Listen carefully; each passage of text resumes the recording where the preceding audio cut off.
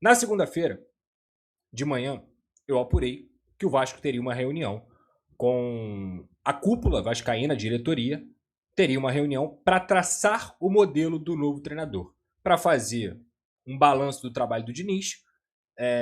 O Vasco não tinha entrado em contato com nenhum treinador até a demissão do Diniz, até por respeito a ele. A diretoria do Vasco tem um respeito profundo ao Diniz e não tinha feito contato com nenhum treinador. E é assim que tem que ser, né? Profissional.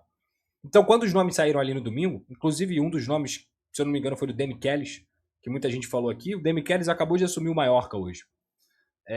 Então, não fazia sentido eu falar sobre aquilo. Segunda-feira, eu falei no Jornal Casa TV. Existem 3 nomes que agradam a diretoria do Vasco. E eu sei que agradam a diretoria. Quais são eles? Arthur Jorge, Marcelo Galhardo e Renato Gaúcho. Renato Gaúcho, por uma questão óbvia, ser um treinador que o Vasco mesmo já tinha tentado antes do Diniz. Tá no Rio, tá desempregado, conhece futebol brasileiro, conhece futebol do Rio de Janeiro. É um bom treinador, na medida do possível. E seria um nome meio óbvio, assim, por tudo que a gente falou aqui. Marcelo Galhardo já tinha uma situação balançando no River e saiu. Caiu de lá, pediu para sair, até alegando algumas questões, pelo que eu pude ouvir lá da imprensa argentina. Pessoais, assim, no sentido de não tá aguentando a pressão, não tá conseguindo lidar com o fato de, ter sido um técnico extremamente campeão, dos maiores ídolos do River Plate, e os resultados não estavam vindo, ele saiu. Dificilmente ele vai pegar um novo trabalho, ainda mais no futebol brasileiro. Então o Vasco sim consultou valores, consultou situação, mas não passou dessa fase de consulta. E aí vem o nome que de fato, como a gente informou também exclusivamente nessa semana, o Vasco abriu negociações. E ele se chama Arthur Jorge. Eu costumo dizer que eu respeito todos os colegas, todas as notícias, sempre vou fazer isso. Não cheguei até aqui pisando em cima de ninguém. Eu sempre falo sobre a minha informação. Então, às vezes, cria-se na cabeça do torcedor que o jornalista X, Y, A, B, C, o Vasco quer isso, o Vasco quer aquilo. O que se faz dentro do jornalismo é apuração. E cada um tem a sua. Eu nunca vou dar uma notícia para desmentir a do colega. Eu dou a minha notícia, a minha informação, a minha apuração, nunca pensando no outro. Eu não penso no outro. Eu penso em mim e em fazer um trabalho responsável para a torcida. Quando todo mundo estava numa direção de Renato Gaúcho, ao plano A, vai fazer reunião e tudo mais, eu cheguei e falei com vocês muito claramente. O Vasco sondou sim o Renato, sondou o Jardim, sondou o Galhardo, sondou o Guanais, sondou um monte de gente. Porque isso faz parte de um aprofundamento em técnicos que iriam de encontro com o que se esperava do modelo de jogo que o Vasco aguardava para acontecer. E nesse caso primeira detecção da diretoria, melhorar o sistema defensivo, ser um time mais equilibrado. Segundo, um treinador que tenha casca suficiente para mexer com o vestiário. Terceiro, que pudesse potencializar o trabalho do Diniz. E nesse sentido, não quer dizer que a diretoria avaliava o trabalho como bom, que o trabalho era ótimo, muito pelo contrário. Os resultados mostram isso, mas que não era só terra arrasada. E é engraçado, o jogo de hoje ele mostra os dois lados. As sequelas do trabalho negativas, em que o Vasco tem um sistema defensivo pífio, parece um time de pelada. Tem um sistema defensivo pífio, parece um time de pelada. E as sequelas positivas, que era cria e criou de novo. O que falta? Concluir. Então, esse trabalho de se sentir confortável com a bola na hora de construir por exemplo, um ponto que a diretoria entende que pode ser potencializado para se transformar em gols com esse novo treinador. Agora, o modelo de jogo, quem vai definir é o técnico. Se ele vai usar muito mais profundidade, se ele vai fazer alguns ajustes, se ele vai ser um time mais reativo, é muito mais o técnico. Eu duvido que o Vasco contrataria um treinador reativo. Não acho que o Vasco contrataria. Exemplo, o Leonardo Jardim. Seria um baita de um nome. Eu acho que ele faria um baita de um trabalho. Com tudo que ele fez no Cruzeiro. E a maior característica do Cruzeiro era jogar sem a bola. Só que há uma diferença entre ser reativo e ser retranqueiro. Ser retranqueiro é só se defender. O time do Cruzeiro era reativo, mas quando tinha a posse, sabia exatamente o que fazer. Essa é a grande questão.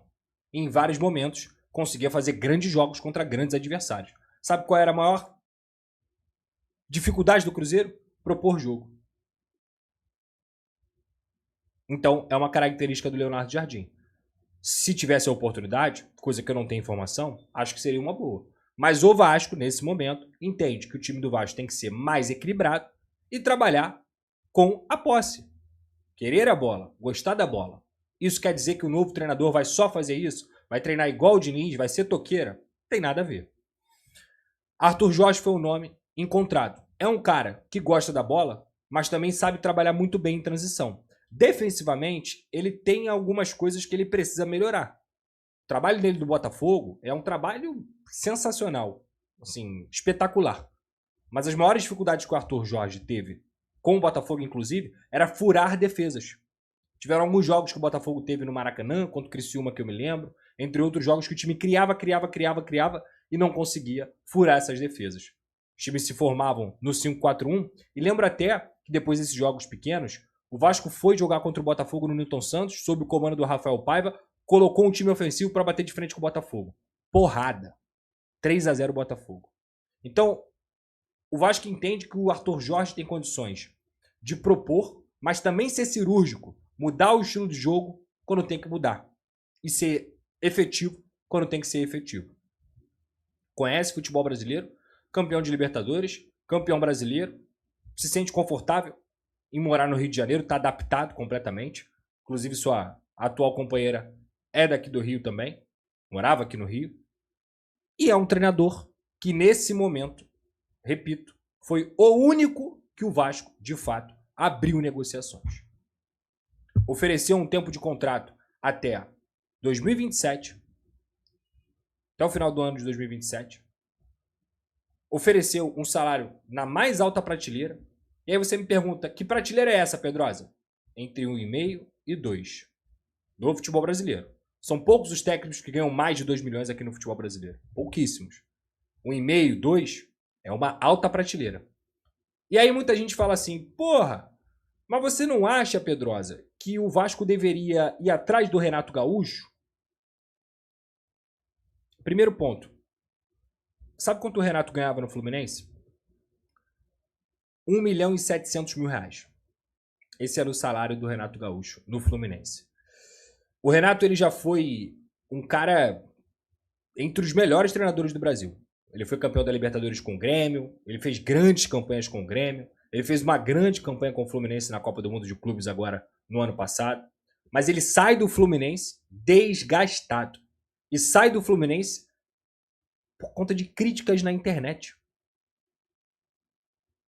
Ele abandona o Fluminense. Do nada. Com o time no meio da temporada. E vale lembrar que o Renato também negou o Vasco no ano passado. Eu acho que o Renato faria um trabalho ruim? Acho que não. Acho também que lá no final do ano a gente ia ter que estar pensando no próximo técnico? Acho que sim. E mais. Ganha bem, entrega resultado. Acho que o Renato também entrega resultado.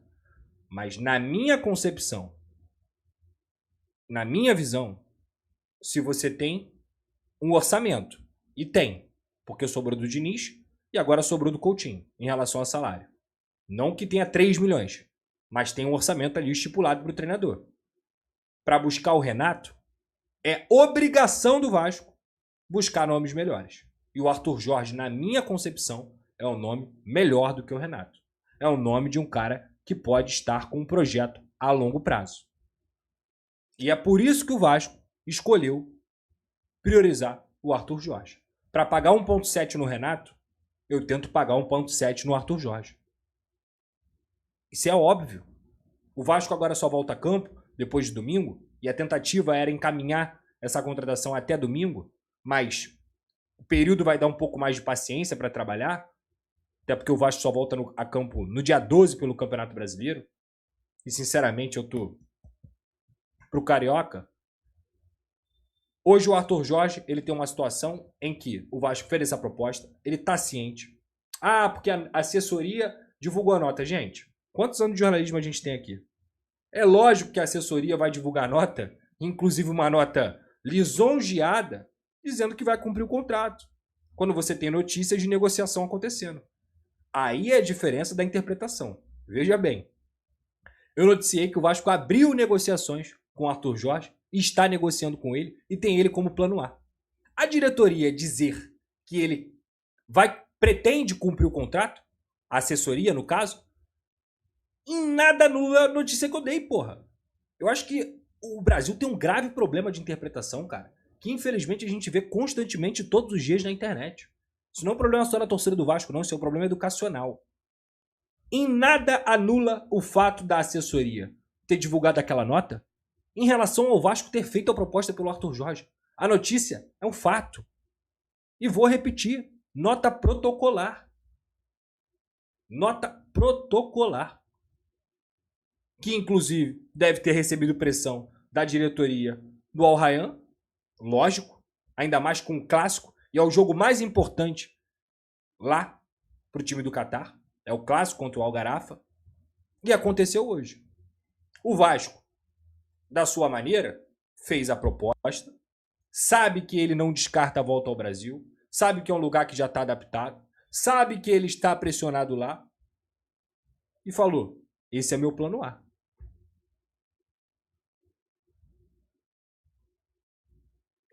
Qual é o ponto agora? Vamos ver as cenas dos próximos capítulos. Eu vi muita gente questionando a questão do jogo de hoje. O Al Rayyan perdeu por 3-2 para o Algarafa, de virada. Ah, mas é porque ele veio de 4 vitórias seguidas. Aí você tem que se aprofundar, estudar o contexto, entender o que está acontecendo. Vai dar uma olhada nas redes sociais do Al Rayyan. O que os torcedores estão falando do Arthur Jorge por lá? Em 2 anos, praticamente trabalhando no Al Rayyan, o Arthur Jorge não conseguiu vencer o Algarafa. Isso pesa muito para eles, porque o Al Rayyan é um dos caras, é um dos clubes que mais investem no futebol do Catar. Tem o Roger Guedes, tem o Gregory, tem o Mitrovic, tem outros bons jogadores. Então é um time que, teoricamente, não pode, por exemplo, se você pegar a tabela do campeonato, tá fora da zona de classificação. Tá a 10 pontos do primeiro colocado. Então lá, o quarto, quinto lugar é pressão. Tá balançado. Se cair, as portas se abrem. Porque o Vasco já fez a proposta.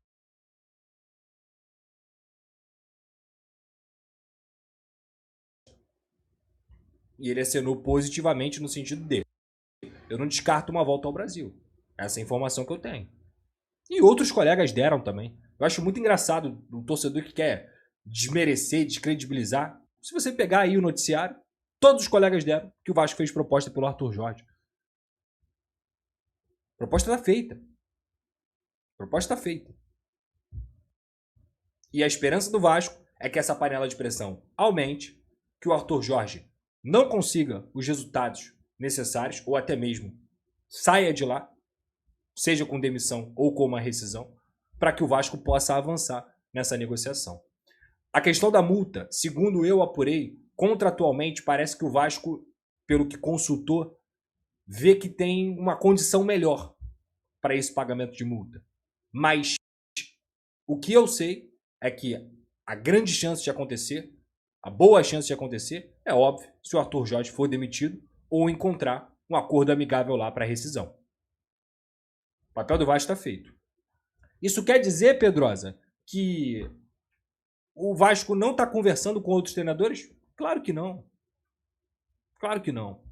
As conversas continuam, as consultas continuam, mas a prioridade do Vasco, a unanimidade de toda a diretoria do Vasco, se chama Arthur Jorge. E aí, Pedrosa, o que vai acontecer agora? Não sei, mano. Não sei. Meu papel com vocês é noticiar. Eu não sou diretor, eu não sou técnico, eu não sou presidente, eu não tenho poder nenhum. Meu papel com vocês é informar o torcedor do Vasco.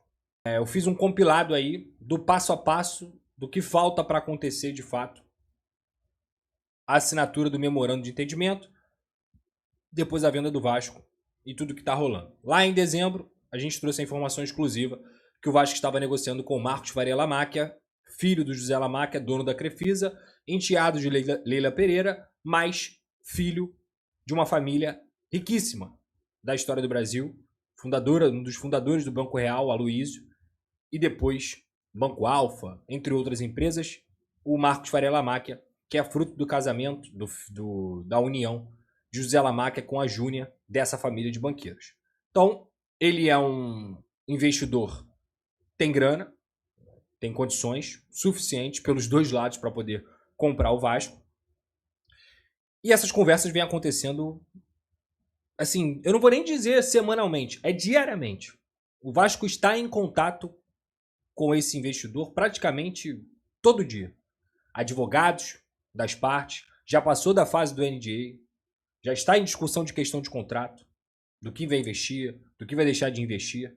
A ideia dessa família Lamáquia, do Marcos Faria Lamáquia, é comprar o Vasco e fazer um investimento pelos próximos 5 anos de 2 bilhões de reais, que não tem um teto, é apenas um investimento prévio ali. Ele vai tentar comprar o Vasco entre 70% e 90%. Relação com a ICAP, quem está negociando os 31% das ações com a ICAP é o Vasco, não é o Lamáquia. E hoje o Vasco acredita, essa porcentagem 31% que está em arbitragem, que com o tempo, com a justiça, isso poderia demorar, mas que o Vasco estaria seguro de que conseguiria retornar por mostrar que a gestão da 777 foi temerária. Porém, para adiantar essa parte dos investidores, para não atrasar essa venda, o Vasco já está negociando a compra dos 31% com a ICAP. Entre 60 e 90 milhões é isso que está girando a negociação. Vai comprar os 31% o Vasco da ICAP para depois vender para o novo investidor. No caso de hoje, o que se discute é justamente essas questões mais de nuance, de estrutura, de obrigações contratuais para o Vasco proteger o clube. É isso que a diretoria do Vasco está tentando fazer. Proteger, obrigar a investir, obrigar a melhorar a estrutura, obrigar a investir no futebol. São esses gatilhos que estão sendo discutidos para que aí sim seja assinado um memorando de entendimento. Esse memorando de entendimento, já com a proposta formalizada, vai ser apresentada para os conselheiros, para os sócios, vai passar por uma Assembleia Geral, aprovado na Assembleia Geral, o Vasco vai a leilão, porque é um leilão obrigatório para clubes em recuperação judicial. Você tem a obrigação de dar publicidade a esse leilão. E aí o Marcos Faria Lamáquia, nesse caso, com o memorando de entendimento assinado, teria prioridade na compra. Tendo a prioridade na compra, se tiver um outro interessado, aí tem que sentar e fazer o processo todo de novo. Mas o Vasco acredita, até pelo tempo que a própria equipe do Lamáquia está dedicando a essa compra do Vasco, que as duas partes estão na mesma direção. As duas partes querem que o negócio aconteça. As duas partes estão otimistas nesse sentido. Só que isso não vai demorar um mês. Isso vai demorar um pouco. Isso vai demorar 2, 3, 4 meses. O que eu posso trazer para vocês é que o Vasco trabalha fortemente com a venda da SAF do Vasco na temporada de 2026. E isso está mais próximo do que nunca. Agora, até assinar de fato, tem essas etapas. Memorando, conselho, Assembleia Geral, leilão e depois decreta a venda. Tá? Então, essas são as informações que eu posso passar para vocês e vou continuar atualizando quando eu tiver novas informações. Tá bom? Fala, torcida vascaína. Seja bem-vindo ao Analista Vascaíno. Já se inscreve no canal e ativa o sininho para acompanhar tudo sobre o Vasco. Porque aqui a gente comenta o momento do clube com calma, opinião e respeito ao torcedor. O Vasco entrou em campo contra o Santos, tentando conquistar a primeira vitória no Brasileirão, em um confronto direto contra outra equipe que também vive fase complicada. O time até conseguiu reagir em parte do jogo, buscou o empate, mas acabou derrotado por 2-1, com 2 gols de Neymar. O resultado colocou o Vasco na lanterna da competição, com apenas 1 ponto somado, o que aumenta ainda mais a pressão nesse início de campeonato. Durante a partida, um lance chamou bastante atenção. As câmeras flagraram Cauã Barros imitando Neymar após uma falta marcada. O jogador vascaíno demonstrou irritação com o lance e fez um gesto interpretado como deboche, simulando a reação do camisa 10 santista no chão. A cena rapidamente repercutiu entre torcedores e comentaristas, porque foge um pouco do foco principal que o time precisa ter neste momento. Na minha opinião, como torcedor e analista, esse tipo de atitude precisa ser evitado. Não é questão de drama ou polêmica exagerada, Mas o Vasco vive uma fase delicada demais para perder concentração com discussões ou provocações. O time precisa transmitir seriedade dentro de campo. Quando o resultado não vem, qualquer comportamento fora do contexto competitivo acaba ganhando peso maior do que deveria. Além disso, o clube segue sem treinador após a saída de Fernando Diniz. E isso claramente impacta o desempenho coletivo. Falta organização, confiança e uma identidade de jogo mais clara. Enquanto a diretoria busca um novo comandante, o elenco precisa assumir responsabilidade e manter foco total nas partidas, principalmente em jogos decisivos. Agora, o Vasco virá a chave para a semifinal do Campeonato Carioca contra o Fluminense Futebol Clube, onde precisa reverter a desvantagem do primeiro jogo. É um momento decisivo da temporada e pode mudar o ambiente do clube. Quero saber sua opinião. O lance do Cauã foi exagero ou algo normal do jogo? Deixa seu comentário aqui embaixo, participa do debate e seguimos juntos acompanhando o Vasco todos os dias.